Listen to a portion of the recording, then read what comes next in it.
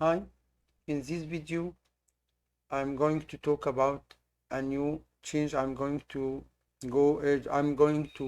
make on OBAL. Uh, I read this post and um, I think about this post a lot. This Linux board and STM32, and I found that yes, I agree that Raspberry Pi has has very good computational power that enables Pilot to make lots of calculations with no problem.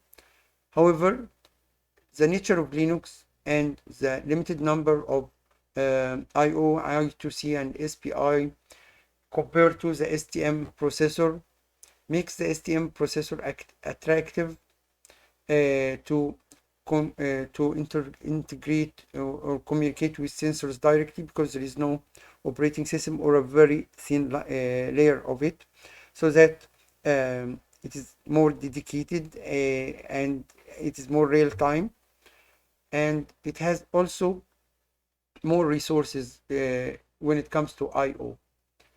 So why not divide the task between Raspberry Pi and other microcontrollers, so that the other microcontrollers are communicating with the sensors and the Raspberry Pi is making the hard job of calculating and taking higher level decisions compared to just grabbing data from sensors or generating output. So my first step is to replace this part PCA9685, and this IC is used to generate PWM signal to motors. Because again of this post or this issue, I decided to start with this board.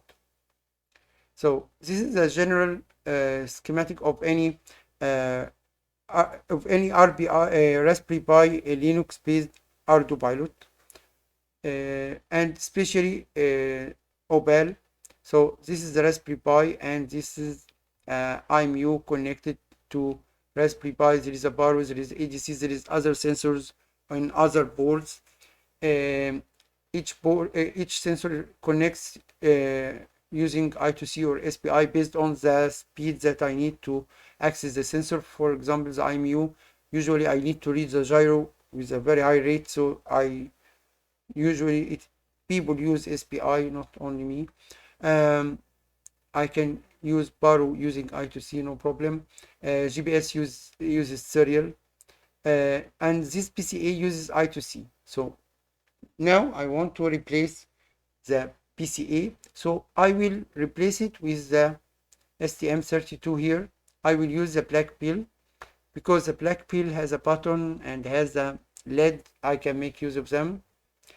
The board is available, cheap and very light and very small. So the layout of the black pill here will be like this. I will use the motors here, and I will select only one I2C to make it a slave, and to make it a slave I2C, and maybe later I will use another I2C that will control these boards, so that I can replace this board and this board by only single STM32. These are the commands that I chose.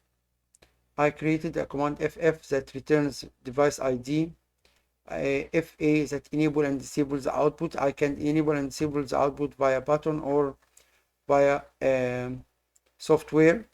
FP is a timeout, and this is very important, mandatory feature actually, because if Raspberry Pi restarted for any reason, the motors will continue to spin unless there is a timeout that will stop the motors. So, however, you can disable this timeout because this can be used as a generic module. However, the output here of PWM, here you no longer generate PWM, the standard PWM only. You can generate one shot 125 brushed shot and different signals. You can control the motors like that. Motor 1, it has each motor has two registers, high register and low register, and you write the value here for each motor, and we will see a live demo for these commands. But let's now talk about the source code.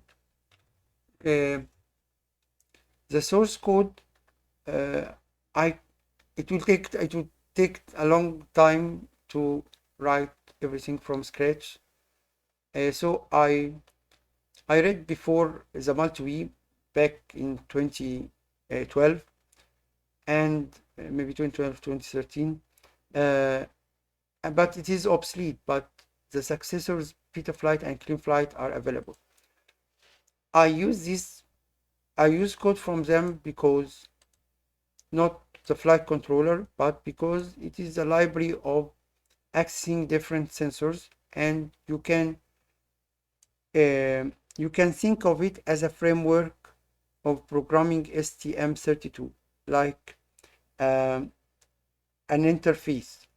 So I will use define here, and I will define a board, and we will use their approach of defining the allocating resources to create the board that I need here. So I defined a folder called OBAL RC out. These are the motors, and I defined here, this is a new thing that I developed, which is I2C Slave, because Betaflight doesn't assume that it will be used as I2C Slave. So I created I2C Slave and update the files, the I2C library to work as I2C Slave, so that now you can define any I2C, assign it an address, and it will be used as I2C Slave.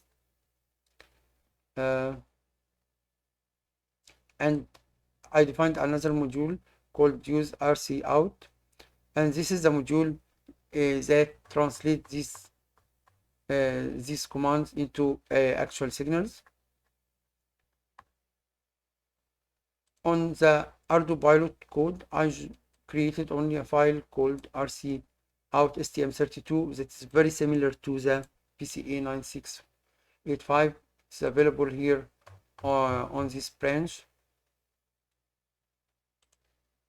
and this is all you need. If you are using OBAL, you need to STM32.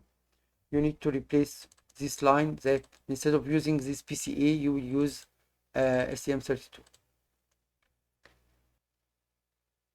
Let's see a demo for this board first. What we have here is the STM32, and these are two LEDs that act like motors, the blue and the green LED. And what we see here is OBAL board, and this is the board that I am replacing with. I replaced this board. The function of this board has been replaced by the function of this board. And there is a Raspberry Pi at the end of this cable. So let's put everything back. I hope you can view here.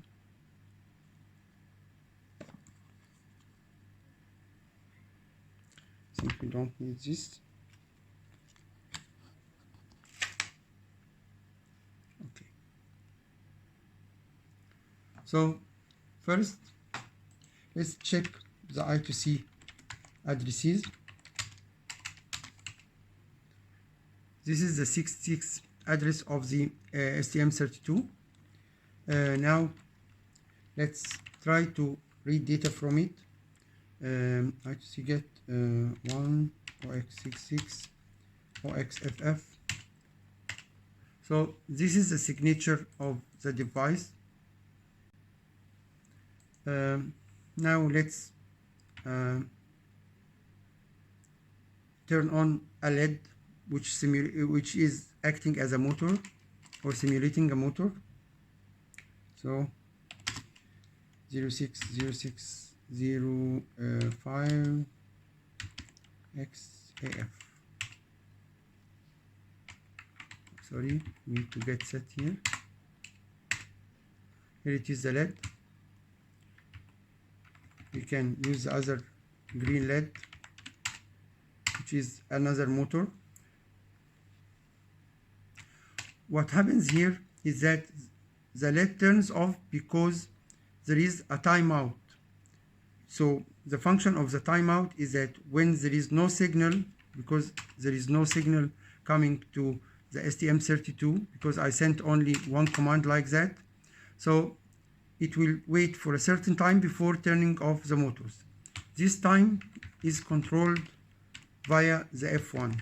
I can increase this time to, for example, 4A.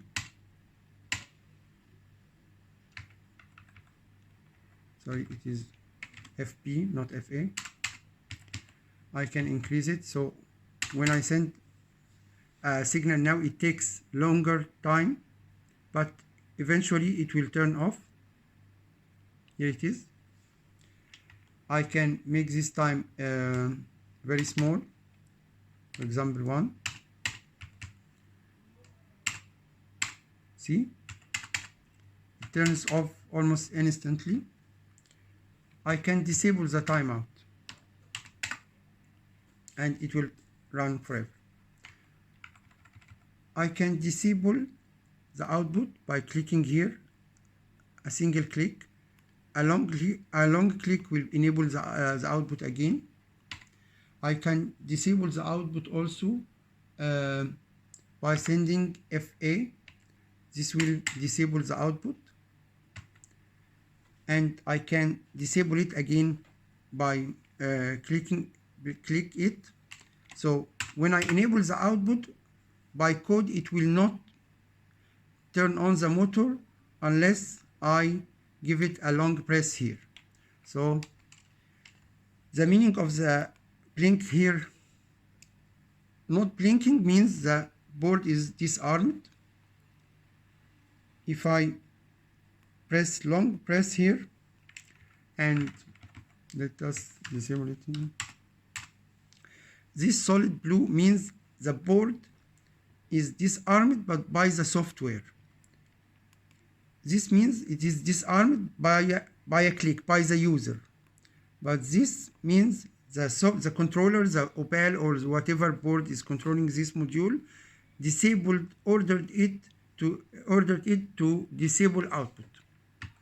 Okay, now I want to enable the output, but let's first decrease the timeout, and I will enable the output.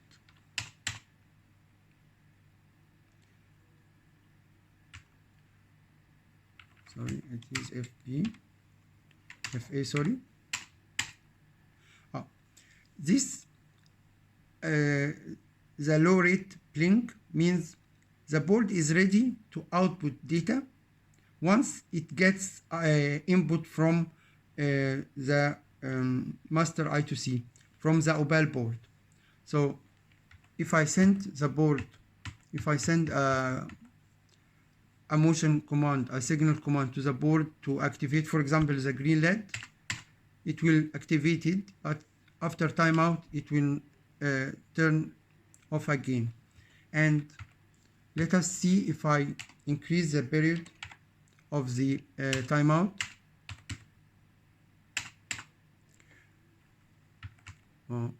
Sorry, it's FP.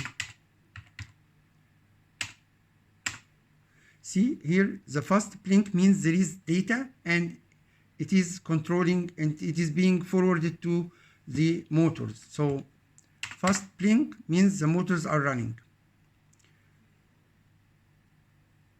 Low rate blink or slow blink means the board is ready, but when it gets data, it will forward it to the motors.